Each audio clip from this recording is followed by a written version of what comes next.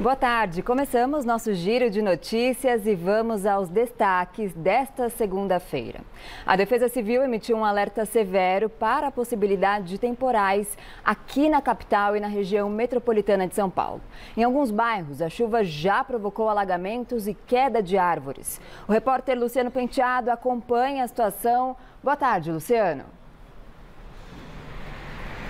Olá, Lígia. Boa tarde para você e para todo mundo. A gente está aqui no viaduto que passa sobre um dos trechos da Avenida 9 de Julho, que é uma das principais da cidade. Não chove neste momento aqui na região central, mas ainda há registros de chuva forte em outras partes da cidade. De acordo com o boletim mais recente do Corpo de Bombeiros, até agora são registrados 131 chamados para quedas de árvores, 8 chamados para desabamentos de casas e 13 chamados para enchentes, isso em todo o estado de São Paulo. Além disso, segundo o Corpo de Bombeiros, 8 pessoas ficaram feridas também no estado todo, mas nenhuma delas com gravidade. Foram todas vítimas aí desses desabamentos, como eu falei. Em várias cidades do interior, os ventos chegaram a 90 km por hora, o que também aconteceu aqui na capital. Os ventos aí na casa dos 85, próximo dos 90. Como eu falei onde a gente está, o Silvio Procópio vai mostrar para a gente agora e o Urã de Campos em detalhes como é que está a situação do trânsito. Na parte da direita aí do vídeo é a 9 de Julho sentido centro. Bastante complicado o trânsito, principalmente no corredor de ônibus. Isso porque uma das quedas de árvores foi justamente aqui na 9 de Julho, lá próximo da altura do número 500. Do outro lado do vídeo, situação bem diferente, praticamente livre o trânsito para o motorista que vai no sentido da Zona Sul para acessar ali o corredor, a 23 de maio, sentido aeroporto. A gente segue acompanhando a situação da chuva, porque números mais atualizados, como eu falei, segue chovendo em outras partes da cidade. Esses dados devem ser divulgados posteriormente. Volto com você aí no estúdio, Lígia. Obrigada, Luciano. E a Sabesp vai ampliar nesta segunda-feira o tempo de redução da pressão da água, de 8 para 10 horas na Grande São Paulo. A partir de agora, a medida temporária será aplicada das 7 horas da noite às 5 da manhã. A Sabesp segue uma recomendação da Agência Reguladora de Serviços Públicos do Estado de São Paulo diante da falta de previsão de chuvas e do baixo nível dos reservatórios. Até então, a pressão da água era reduzida diariamente das 9 da noite às 5 da manhã, em toda a região metropolitana. Em agosto, a Sabesp informou que a ação é preventiva e temporária. A medida tem como objetivo economizar o abastecimento, visto o baixo nível dos reservatórios e a previsão de pouca chuva para os próximos dias. O volume do Sistema Cantareira, principal reservatório da região metropolitana de São Paulo, atingiu o menor nível para o mês de setembro dos últimos 10 anos. Dados divulgados pela Sabesp sobre a situação dos mananciais apontam que o reservatório atingiu o nível de 29,3% hoje. Nesse mesmo período do ano passado, o Sistema Cantareira marcou 53% no volume operacional. E o assassinato do ex-delegado-geral da Polícia de São Paulo completa uma semana hoje. E nesta segunda-feira, a polícia ouviu alguns acusados pela morte. Até agora, 4 pessoas foram presas, 3 continuam foragidas.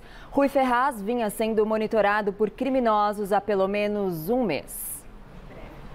O ex-delegado foi executado na segunda-feira passada numa emboscada na cidade de Praia Grande, no litoral, onde trabalhava como secretário. O sistema de vigilância da prefeitura registrou o carro branco que perseguiu Rui Ferraz no dia do assassinato, circulando pela cidade desde 18 de agosto, sempre durante a semana, quando ele cumpria expediente na Secretaria de Administração.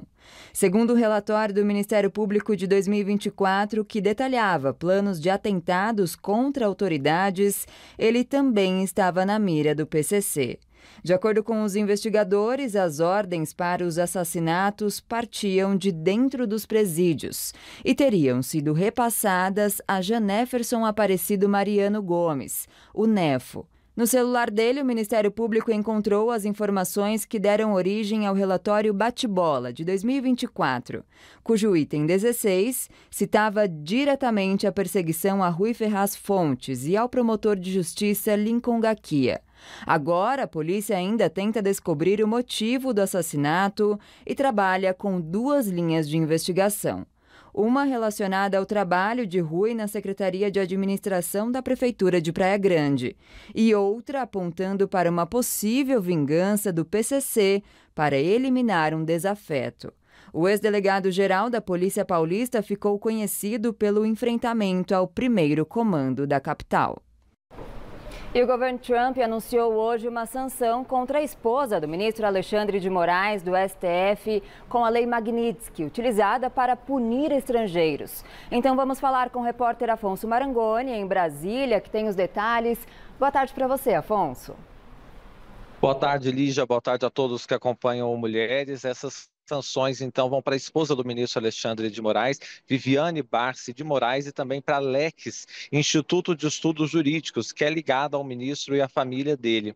Bom, o que disse o secretário do Tesouro dos Estados Unidos, a secretaria, é de que a esposa estava dando ao Moraes uma rede de apoio financeiro e que, portanto, ela precisava ser sancionada também para a questão da Lei Magnitsky.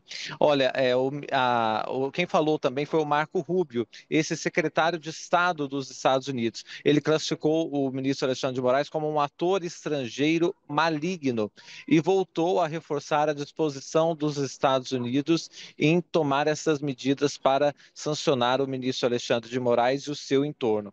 Olha, as reações foram imediatas e muitas. O Supremo Tribunal Federal divulgou uma nota dizendo que lamenta e considera injusta essa medida contra a esposa do ministro Alexandre de Moraes. E também disse que se lamenta, né, a questão das autoridades dos Estados Unidos terem sido convencidas de uma narrativa mentirosa. E voltou a dizer que o caso do Bolsonaro, condenado por tentativa de golpe, seguiu todos os trâmites aqui no Brasil. Além da nota da instituição Supremo Tribunal Federal, o próprio ministro Alexandre de Moraes divulgou uma nota para também falar sobre isso. Ele disse que a decisão é ilegal e lamentável, que viola o direito internacional, mas pontuou que vai seguir fazendo o seu trabalho à frente do Supremo Tribunal Federal.